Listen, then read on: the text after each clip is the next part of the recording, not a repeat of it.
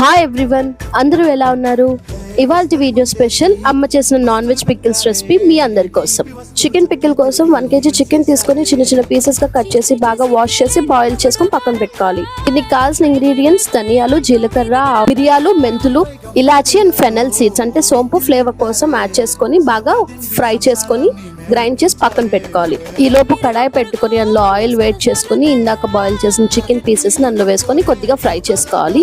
Deep fry చేయకూడదని, ఎందుకంటే ముక్క అనేది గట్టి పడిపోతుంది కాబట్టి. ఇలా ఫ్రై చేసుకునేటప్పుడు అల్లం వెల్లుల్లి పేస్ట్ కూడా యాడ్ చేసుకొని కొద్దిగా మనం ఫ్రై చేసుకుంటే ఆ ఫ్లేవర్ అనేది పీసెస్ కి ఈక్వల్ గా పడుతుంది. కొద్దిగా గోల్డెన్ బ్రౌన్ వచ్చేంత వరకు ఫ్రై చేసుకొని పక్కన పెట్టేసుకోవాలి. ఇందాక గ్రైండ్ చేసి పెట్టుకున్న పౌడర్లోకి చికెన్ పీసెస్ అన్నిటిని యాడ్ చేసుకొని ఇప్పుడు దానికి తగ్గట్టుగా సరిపడా కారం, ఉప్పు, లైట్గా పసుపు వేసుకొని బాగా కలిపి పక్కన పెట్టుకోవాలి.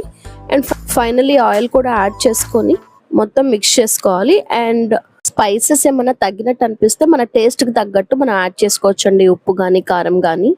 మేము కొద్దిగా కారం ఎక్కువగానే తింటాం కాబట్టి మా మమ్మీ బాగానే వేశారు.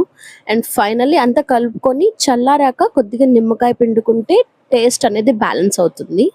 ఇది finally yummy yummy and tasty chicken pickle. ఈ మధ్య ఇన్స్టాలో కానీ యూట్యూబ్లో కానీ ఎక్కడ చూసిన నాన్ వెజ్ పికిల్స్ రెసిపీస్ అనేవి చాలా ఫేమస్ అయిపోయినాయి. అండ్ నెక్స్ట్ పికిల్ వచ్చి ప్రాన్ పికిల్. ప్రాన్ పికిల్ కూడా సేమ్ రెసిపీ అండి. జస్ట్ ఇక్కడ 3 kg ప్రాన్స్ తీసుకున్నాం చిన్న చిన్నవి. అండ్ అవి కూడా బాయిల్ చేసుకొని ఇలా ఆయిల్లో లైట్గా గోల్డెన్ బ్రౌన్ వచ్చేలాగా ఫ్రై చేసుకున్నాక ముందుగా నాన్ వెజ్ పికిల్స్ కోసం చేసి పెట్టుకున్న పౌడర్లోకి యాడ్ చేసుకొని టేస్ట్కి తగ్గ కారం, ఉప్పు, పసుపు వేసుకొని బాగా మిక్స్ చేసుకొని చల్లారిపోయాక లెమన్ స్క్వీజ్ చేసుకోవటమే. అంతే, ఇది కూడా yummy yummy prawn pickle ready. Thanks for watching. Please to subscribe.